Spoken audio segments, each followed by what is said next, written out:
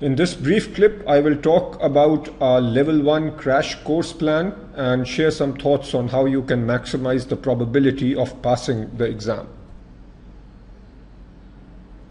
This is the schedule that we will follow, and let me just clarify what it is that I expect from you first. Let's take quantitative methods.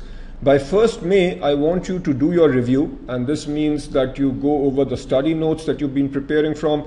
If you have been listening to IFT videos, then make sure that you have gone through those videos. Then it's essential that you practice as many questions as possible. Do the examples in the curriculum, especially the short ones or the MCQ style questions. Also do practice problems from the CFA Institute website. And extremely important that you do the practice problems at the end of every reading. Even if you have done these practice problems before, I want you to do them again, because I have noticed over and over that students repeat the same mistakes. So if you do the same questions a few times, hopefully you will stop repeating your mistakes. Then I want you to also work on CFA Institute past exams. So these are mock exams that are shared every year. We have published a document that talks about the relevance of exams in the past. Certain topics like quantitative methods have changed very little. Other topics like economics changed in 2012. But before you do these exams, you need to refer to our document. If you have time, you can do other questions also, but this is the basic practice that I expect you to do. Then if you have any questions, submit them by 1st May. The lecture will be on 3rd May. This will be an online lecture, so you can join us live. The lecture will be at 1:30 GMT on these dates. Now, what will I do during the lecture? Essentially, there will be two components. One will be a summary of the important points. Obviously, if I'm covering quant on one day, I can't cover all the details. But from every reading, there are a few critical points that you must know. And that is what I'll be covering over here. If you don't know these points, then most probably you will not pass. And the second part of the crash course lecture will be the response to the questions that you submit. In responding to the questions, I'll also highlight the relevant concepts. In case you don't have any questions, that's all right, because the summary will benefit you. Plus, as I respond to questions from others, hopefully that will also be of value to you.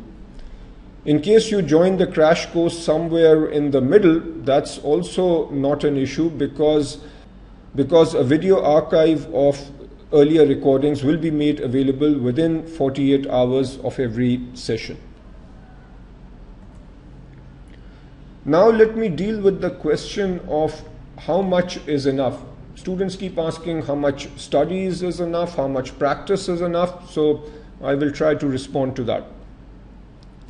As you study, the first part is study and review. So let's say that you only study and you review the material. By review, I mean you either go over notes or you listen to our lectures. By doing so, your probability of passing is approximately 20%. This probability then increases with practice.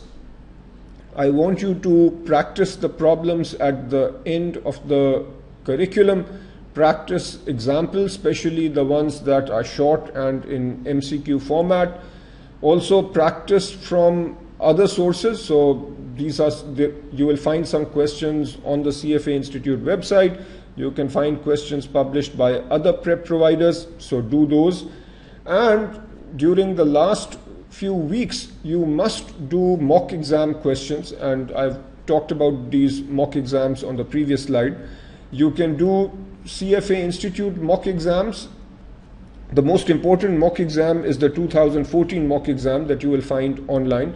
With previous mock exams, you need to be careful about the fact that content has changed. Plus, you can get full-length mock exams from various prep providers. So the more you do, the better. And as I keep saying, your probability of passing increases as you do more practice. However, there is some diminishing returns over here. When you do all these things, I'd say your probability of passing is approximately 95%. And as you keep practicing more, the probability goes up, but at a decreasing rate. So hopefully that makes sense.